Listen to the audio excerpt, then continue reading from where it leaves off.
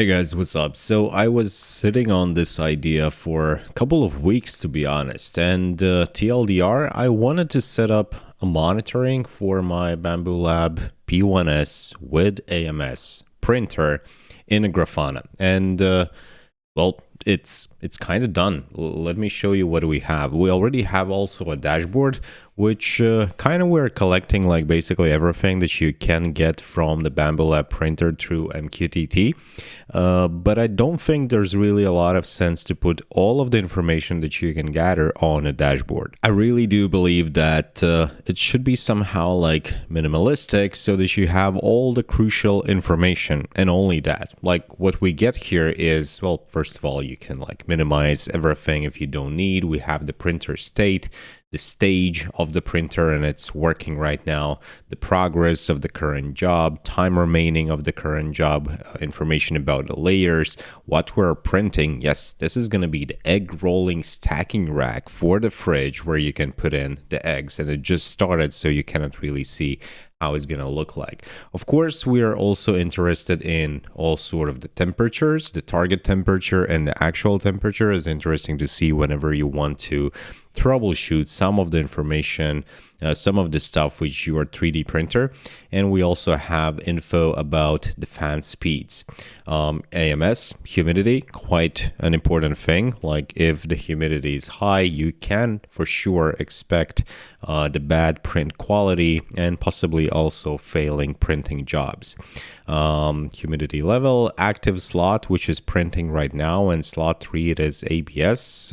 Well, I chose this for this work just because it's the only filament right now that I do have with a white color that I wanted to use for this job.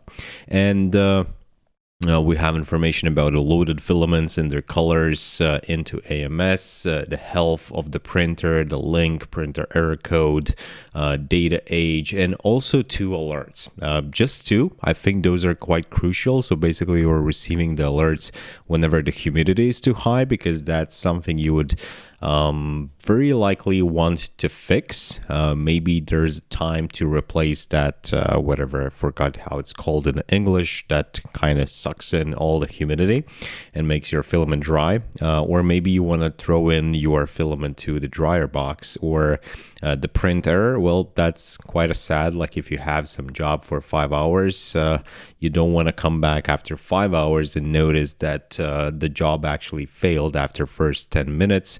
So it's good to have an alert.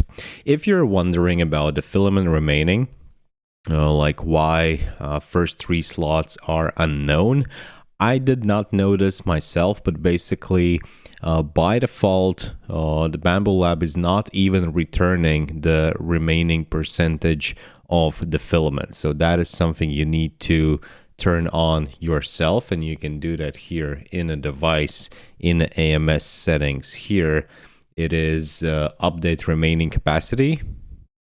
Yes, by default it is unticked, and when you tick that, you actually need to start using the filament for it to update the metrics here. So I have updated only ABS because I've just added this setting and started my first print job, so all the other ones are still unknown. Another way how you can solve that is just remove the filament completely from the AMS and put it back. Then it also should gather the remaining filament in the spool based on RFID. And now, of course, the information like how you can set it up. I've forked one exporter, this one. Thank you to Black Bush for this initial, like I couldn't really say that this is not maintained because 5 months old is, I don't think it's like too old, but I had issues with that. I had deadlocks basically, so I had to fix it, and since I wanted to share my result, then I just decided to fork it, but I leave the credits to original repo here. And there's a couple of things that you need to do on your BambuLab itself. First of all, after the recent updates to the BambuLab, to have access to the MQTT, you need to do 2 things. Enable the LAN only mode, which is done through the printer itself, settings, network, and then you'll find the enable LAN local mode, and the second one is enable developer mode. This is what actually reopens the local MQTT channel so that you can collect all of the data. You're also going to need the IP address and access code that you're going to see in the same page, and additionally you need to find the serial number. I did notice that it's also available in a TLS certificate, so if you don't want to stand up from your desk where you cannot find it in a Bambu studio. I actually were not able to find it here, but I know it is somewhere there.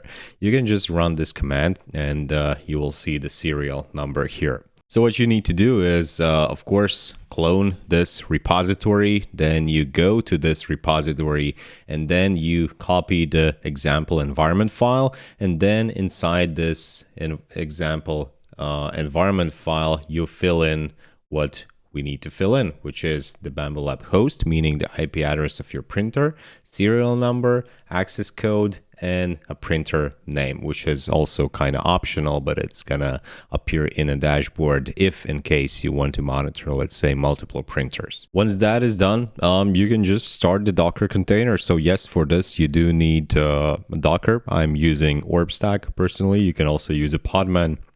Gonna be perfectly fine, but the exporter itself is running in a Docker container. I think it's much easier to share with the people and easier to just maintain and use it overall.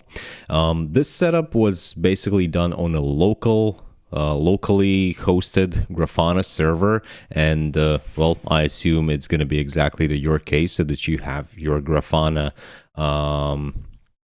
running locally and also the Prometheus. So you just need to adjust the scrape config to also include the job name BambuLab, scrape intervals, like I'm collecting the data every 15 seconds. You might want to adjust that if you need. And yeah, the target to the exporter host, which is going to be based on your Docker settings. And then it's time to import the dashboard and also the alerts. Bear in mind, alerts in the Grafana come separately from the dashboard. We do show here the alert status, but the alert configuration itself is like outside of this export. And I do love that it is possible to provision all of that stuff in the Grafana, so that I don't need to explain you like that you need to go in this settings and click that and click this and then write something here and so on and so on. The only thing that you need to do is like, well, with the dashboards, it's even easier. You can just download it, then go to the Grafana dashboards and import, or drop it into your dashboard provisioning folder, which is much easier instead of doing all the stuff through the UI. There are also a couple of things that you need to keep in mind. So for the dashboard, there are two requirements. First of all, the Prometheus data source with UID Prometheus, or search replace the UID in the JSON of the dashboard. And also the loaded filament panel, like this one, which kind of is the same as you can see in a Bambu Studio, is using the business text plugin by this guy, and needs GF panels disable sanitize HTML equals true. Every other panel is vanilla Grafana, so you can skip both and lose only that one panel. The dashboard is generated through the script, and I must say, like, all of this setup was basically built also with a lot of the help from the Cloud Code, and I'm kind of explaining you here like how you can set it up and what you need to do. But to be honest, like, the real suggestion is you need to have either Cloud Code or ChatGPT Codex or whatever. I think it's a must for every IT person, or maybe even not IT person nowadays. And then you can just clone the repo and ask to add it to your Grafana itself. As far as it goes for alerts, well, here provisioning does the job. Again, you don't need to click everything in the UI itself. Just grab BambuLab rules.yaml file and put it in etc Grafana provisioning alerting, and you will have these rules: the printer offline, and AMS humidity high. And that's kind of it with all of this stuff. Like in something like 5 minutes, you can get all this data in your dashboard and monitor your 3D printer. So I'm going to leave all the URLs to the GitHub repository as well in the description and in the comments. And as a last thing, just to mention, like if you need some help with the monitoring or observability, or maybe you're looking for some custom development to solve your business problems, don't hesitate to reach out. Here you can find my website. Here you can find me on LinkedIn. So just reach out, let's talk, and let's see how I can help to solve your problems.